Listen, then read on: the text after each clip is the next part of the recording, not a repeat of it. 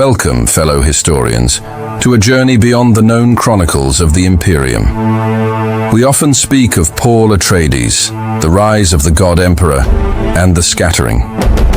The forgotten lore, decipher the cryptic symbols, and piece together the epic sagas that shaped humanity's destiny among the stars. Subscribe and activate the bell so you don't miss our first expedition into the deep past. The spice isn't the only treasure Arrakis holds. They did not lose because they were weak.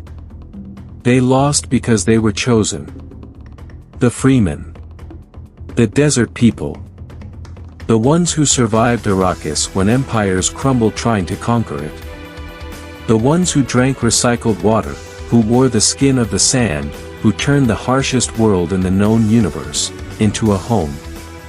And yet, every step they took toward freedom was a step someone else had already planned for them. The jihad they fought, not theirs. The prophet they followed, not theirs. The future they died for, never theirs. This is not a story about a people who failed. This is a story about a people who succeeded perfectly and were destroyed by that success. There is a word the Fremen carry like a wound. Shai Hulud. The Great Maker. The Sandworm. The God beneath the dunes. They prayed to it. They feared it. They became it, in their rituals, in their culture, in the very rhythm of how they walked across the sand. But here is the question no one asks. What happens to a people when their god is also their cage? Arrakis is not a planet. Not really. It is a pressure chamber. Thousands of years of survival, brutal, unforgiving, merciless survival, had forged the Fremen into something the rest of the universe could not understand. They were not soldiers. They were not rebels. They were the result of a world that killed everything soft and kept only what endured. And endurance is not the same as freedom. The Bene Gesserit knew this. They had studied the Fremen for generations, mapped their psychology, seeded their prophecies, planted the dream of a Lisan al Gaib, a voice from the outer world, deep inside Fremen mythology like a splinter beneath the skin. Not to liberate them. To aim them. Paul Atreides arrives on Arrakis and sees a people of impossible strength. Chani sees a people being used. And she is right. She has always been right. But even Chani cannot stop what has already been set in motion. Because the trap was not built in the desert. It was built in the Fremen themselves. Before the dunes. Before the worms. Before the melange that made emperors rich and kept the universe moving. There was a migration. A people without a world. The Fremen did not begin on Arrakis. That is the detail history swallows. They came from elsewhere, displaced, scattered, driven across the stars by conquest and neglect. They were the Zensuni wanderers. Refugees of faith. Survivors of a universe that had no place for them. Planet after planet. Rejection after rejection. Until Arrakis. A world no one wanted. A world of open wounds, cracked earth, flesh-burning sun, air so dry it pulled the moisture from your lips before you could speak. A world where water was more precious than blood. Where the sand itself moved with hunger. This is where they stopped running. Not because it was safe. Because nothing else had survived here either. And so the Fremen did what broken people do when the universe offers them nothing. They adapted. They built still suits, remarkable engineering born not from luxury but from desperation, to trap every drop of moisture the body released. Breath. Sweat. Tears. Nothing wasted. Nothing lost. The body itself became a closed system. A survival machine wrapped in human skin. They learned the sand. They learned the worms. They learned that Arrakis did not reward intelligence or strength or ambition. It rewarded patience. And so the Fremen became the most patient people in the known universe. They built sieges, underground sanctuaries carved into rock, hidden from satellite eyes and Imperial patrols. They built communities so tight, so loyal, so sealed from the outside world that betrayal became almost biologically impossible. To betray your siege was to betray your water. And water was life itself. Their dead were processed. Their tears were collected. Even grief had a function on Arrakis. Think about what that means. A culture so shaped by scarcity that even mourning becomes resource management. A people so hardened by loss that they do not weep for the dead, they preserve what the dead leave behind. This is not cruelty. This is what survival looks like when survival has gone on long enough to become religion. And here is where the danger begins. Because the Bene Gesserit, those ancient women of impossible intelligence and longer patience, they were watching. They had always been watching. For thousands of years they had been running a breeding program across the human species. A slow, cold, calculated attempt to engineer a being of supreme consciousness. The Kwisatz had a Rak. A human who could fold time and space within a single mind. They needed a weapon. And weapons need to be aimed. The Fremen, isolated, spiritual, militarily ferocious, burning with centuries of suppressed rage, were the perfect trigger. So the Bene Gesserit did something elegant in its cruelty. They sent missionaries.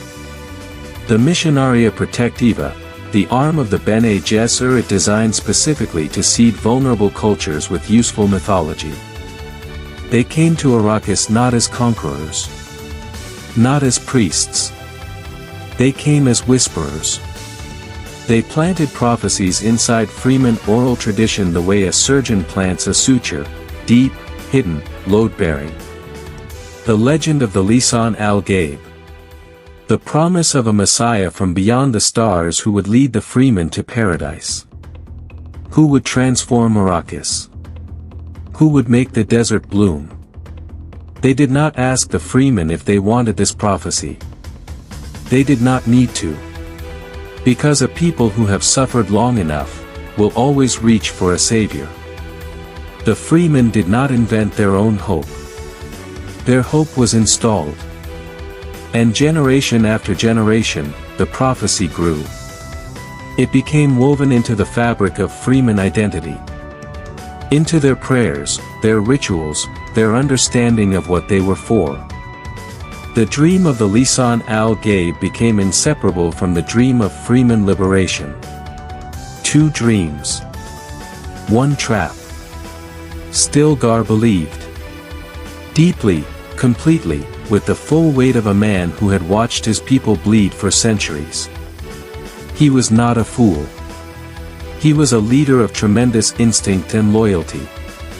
But belief, sincere, burning, unshakable belief, is exactly what the Bene Gesserit had designed the prophecy to produce.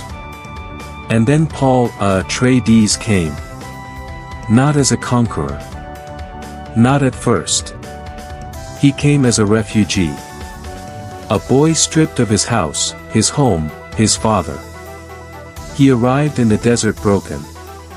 And the desert, and the Fremen, began to rebuild him. But into what? That is the question that leaves everything trembling in the air. A boy reshaped by the desert. A people reshaped by prophecy. And somewhere above them both, unseen, patient, ancient, the hand that built the mold. Watch him carefully. Paul Atreides, standing at the edge of a siege, looking out over an ocean of sand that has no end. He is learning the Fremen ways. Learning their walk. their silence, their language. He is becoming something the desert approves of. And the freemen are watching him back. With hope. With hunger. With the specific kind of devotion that only prophecy can manufacture. This is the moment the trap begins to close. Not with violence. Not with chains. But with something far more sophisticated. With meaning. The freemen did not need to be conquered by Paul Atreides. They needed to be completed by him. The prophecy had left a shape-sized hole in their collective soul, the exact outline of a Messiah, and Paul fit it. Perfectly. Almost too perfectly. And Paul knows this. Here is what the films understand that lesser stories miss.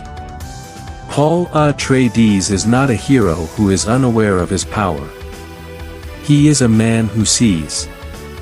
The prescience, the gift, the curse, the thing that burns behind his eyes, shows him the future like a river already flowing. He can see the jihad. He can see the billions who will die in his name across 100 worlds. He sees it. And he cannot stop it. Or rather, and this is the philosophical wound at the center of everything, he tells himself he cannot stop it. Because the prescience does not show him a way out. It shows him only varying degrees of catastrophe. And so he moves forward. Step by step. Into the current he has already seen. This is what makes Paul Atreides genuinely terrifying. Not his power. Not his training. Not the Bene Gesserit arts or the Mentat calculations or the Sar Dao Kar combat techniques. His acceptance. A man who sees mass death coming and continues walking toward it.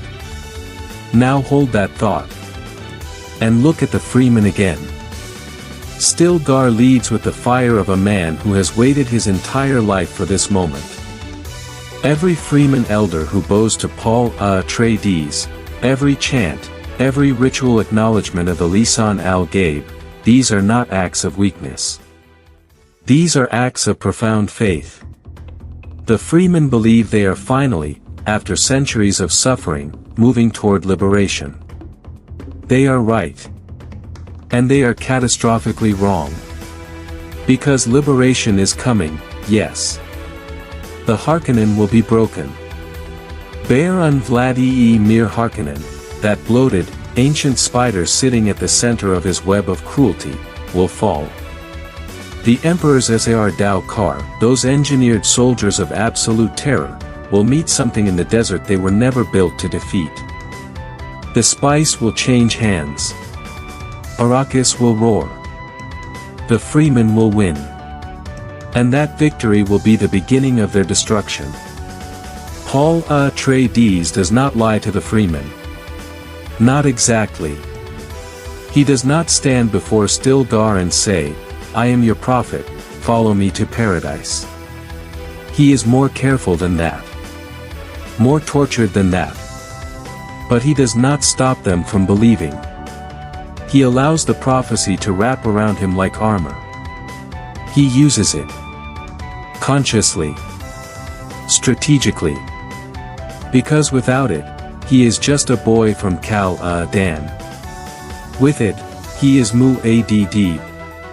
He is the Lisan al Gaib. He is the fulcrum of Freeman history. And Cheney sees this. Cheney, fierce, clear-eyed, brutal in her honesty, she is the only voice in the entire film that speaks the truth without flinching. She does not believe in the prophecy. Not because she lacks faith but because she has lived on Arrakis long enough to know what foreign promises taste like. Bitter. Always bitter. She loves Paul Atreides. And that love does not make her blind. It makes her accurate. She watches the freemen surrender themselves to the legend of the Lisan al Gaib and she grieves. Not loudly. The desert does not produce loud grief. She grieves in the way Fremen grieve, quietly, internally, like water disappearing into sand. Because she understands something Stilgar does not. A people who outsource their salvation to a Messiah, have already surrendered the most important battle. The battle for self-determination. And here is the philosophical knife that Dune drives into the chest of every viewer who is paying attention.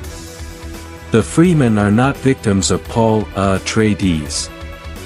They are victims of their own need. The centuries of suffering on Arrakis, real suffering, bone-deep suffering, the kind that carves identity out of pain, had made the Fremen extraordinary. But it had also made them vulnerable in one specific way. They needed the suffering to mean something. They needed to believe that all those generations of death and endurance were pointing toward a destination. A purpose. A promised transformation. The Bene Gesserit understood this need perfectly. They did not create Fremen's suffering. They simply gave it a direction. And direction, when you are desperate enough, feels indistinguishable from salvation. Now the Sardau are massing. The imperial betrayal of House Atreides has already been executed. Duke Leto is dead, that quiet, noble man who understood that power without conscience is just cruelty in expensive clothing. He is gone. Paul Atreides carries that loss like a stone inside his chest. And Arrakis is watching. The deep desert. The open Urg. The places where Shai Hulud moves beneath the surface like a continent learning to breathe. Paul Atreides rides the worm. That moment, cinematic, mythic, almost unbearably symbolic, is not a triumph. It is a coronation no one should want. Because the worm does not carry Paul Atreides toward freedom. It carries him toward the future he has already seen and chosen not to prevent. The Fremen ride with him. Screaming. Believing. And the galaxy beyond Arrakis has no idea what is about to be unleashed in the name of their liberation. The Harkonnen fall. The Emperor kneels. The Lisan al Gaib stands at the threshold of everything the prophecy promised. And Chani rides away. Into the deep desert. Alone. She does not celebrate. She does not weep. She simply leaves. Because she understands, with the particular clarity of someone who refused to believe the beautiful lie, that what just happened on Arrakis was not a beginning. It was an ending. The Fremen won the battle. And lost themselves in the winning. Let us step back. Not from the story. But from the sand. Because what Frank Herbert built inside Dune is not simply a science fiction epic. It is not a hero's journey. It is not a war story dressed in desert mythology. It is something far more uncomfortable. Something that does not resolve cleanly. Something that lingers, the way dust lingers after a storm has passed, coating everything, settling into every crack. It is a warning. A warning about the most dangerous thing in the known universe. Not the Sardau. Not the melange. Not the political machinery of the land's rod or the cold calculations of the Bene Gesserit. The most dangerous thing in the known universe, is a people who need to be saved. Herbert wrote Dune in 1965. He was watching the world with the specific anxiety of a man who had studied history long enough to recognize its patterns. He watched charismatic leaders rise on waves of popular desperation. He watched movements born from genuine suffering get redirected, subtly, expertly, toward ends that served someone else's agenda. He watched liberation become empire. He watched saviors become tyrants. And he wrote it all down. In the sand. The Fremen are not a fantasy people. They are every people who have ever suffered long enough to stop questioning the hand that offers relief. They are the human pattern made mythic. Colonized. Displaced. Hardened by generations of violence and scarcity into something extraordinary, and then, in that very moment of extraordinary strength, made vulnerable by the one thing strength cannot protect against. Hope weaponized. This is the Bene Gesserit's true genius. And their true crime.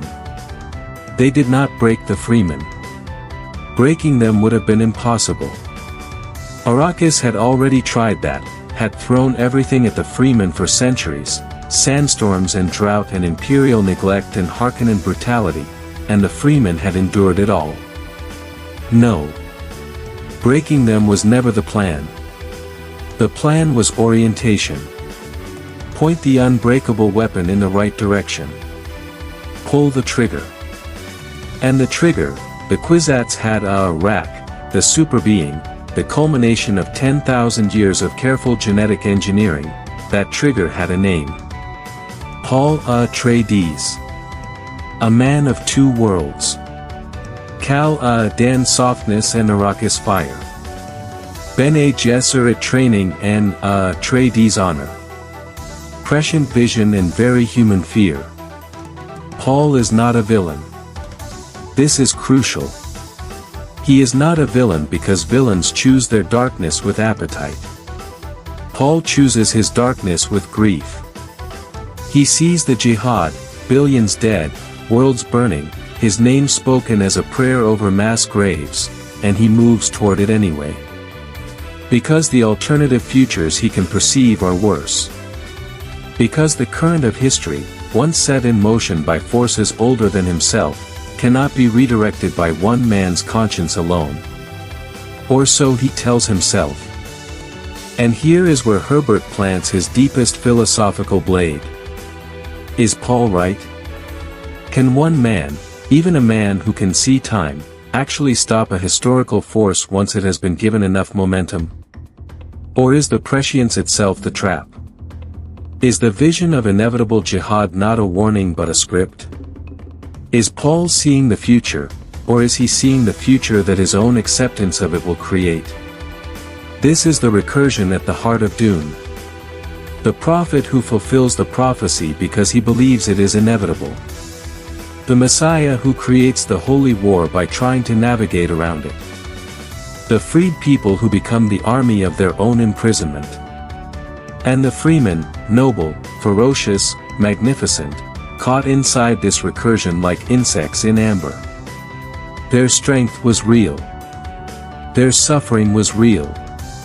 Their culture, their faith, their water discipline and worm riding and siege loyalty, all of it magnificently, heartbreakingly real. But the direction of their power, the destination of their endurance, the meaning assigned to their centuries of pain, none of that was theirs. Think about what the Butlerian Jihad did to human civilization thousands of years before Arrakis. The Great Revolt against thinking machines. Against artificial intelligence. Against the delegation of human consciousness to mechanical systems. The human universe abolished computers and created mentats instead, humans trained to perform computational thinking. Created navigators who bent space with spice-altered minds. Created the Bene Gesserit who carried human genetic memory across generations. The Butlerian Jihad was fought to preserve human agency. To ensure that machines would never think for humanity. And yet, in the shadow of that ancient victory against mechanical control, the Bene Gesserit built something arguably worse. They built a system in which human beings, freemen, emperors, noble houses, entire civilizations, moved according to a plan so old and so carefully constructed that free will itself became indistinguishable from programming. No metal. No circuits. No artificial intelligence. Just prophecy. Just mythology. Just the slow patient architecture of manufactured meaning. The thinking machines were defeated. But the machine, the great inhuman mechanism of control, simply changed its material. From steel to faith. Cheney understands this. Not philosophically. Not academically. She understands it the way desert people understand danger, in the body, before the mind has time to form the words. When she rides away at the end of Dune Part 2, she is not abandoning Paul Atreides out of heartbreak alone. She is refusing the script. She is the only character in the entire film who looks at the machinery of prophecy and says, no. Not because she has a better plan. Not because she can stop what is coming. But because there is a kind of integrity, fierce, costly, lonely integrity, in refusing to perform the role that history has written for you. Even when everyone around you is singing. Even when the man you love is standing in the light of 10,000 believers. Even when the alternative is the desert. Especially then. Cheney is not the hero of Dune. But she is its conscience. And Herbert places her refusal at the very end of the story deliberately. Because the story does not end with Paul's victory. It ends with Cheney's departure. The camera, the philosophical eye of the narrative, follows her. Into the sand. Into the unknown. Into the only space left in the entire story where genuine choice still exists. The deep desert. Where no prophecy reaches.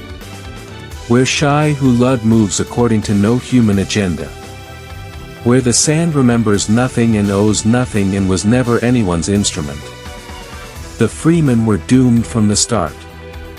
Not because they were weak. Not because they were wrong to hope. Not because their culture was primitive or their faith was foolish. They were doomed because they were human. Because they carried the most human of all vulnerabilities, the need for suffering to mean something. The need for endurance to have a destination. The need for a story about themselves that ends in light. And someone, something, ancient and cold and extraordinarily patient, had a story ready. Perfectly shaped. Perfectly sized. For a people who had been waiting for it without knowing they had been waiting. This is not a story about Arrakis. This is a story about every civilization that ever looked up from its pain and reached for a savior instead of reaching for each other. This is a story about what happens when the architects of history are patient enough, and the people of history are desperate enough, for the design to become invisible. The Fremen did not see the cage. Because the cage was built from the inside. From their prayers. From their prophecies. From their most sacred and unexamined hopes. And that, in the end, is the only kind of cage that truly holds. The sand does not remember them. That is the cruelest truth Arrakis offers. The dunes shift. The storms erase. The desert that forged the Fremen into something magnificent, that same desert will swallow every footprint, every siege, every echo of every prayer ever whispered beneath its burning sky. And yet, they were real. The Fremen were real. Their suffering was real. Their loyalty was real. The water they shed for each other, collected, preserved, sacred, was the realest currency in a universe drowning in false gold. They built a civilization in the place where civilization was impossible. They endured what empires could not survive for a single generation. That cannot be taken from them. But it was aimed. And that is the tragedy Herbert carved into the heart of Dune. Not that great people can be destroyed. But that great people can be used. That the very qualities that make a culture extraordinary, their faith, their endurance, their hunger for meaning, can become the instrument of their own undoing. Paul Atreides did not betray the Fremen. History betrayed them. Long before he arrived. Chani rides into the deep desert. Shai Hulud rises.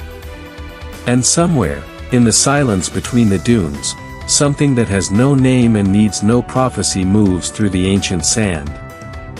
Free. Completely. Terribly free. The Fremen were doomed from the start. Not because the universe hated them, but because the universe needed them. And need, when it is powerful enough, looks exactly like love. If this video made you feel something, the channel needs you. Subscribe. Leave a comment. Tell us, was Paul Atreides a liberator or the most sophisticated cage the Fremen ever walked into? The answer is waiting for you in the deep desert. Third Age Historian. We don't just tell the story. We live inside it.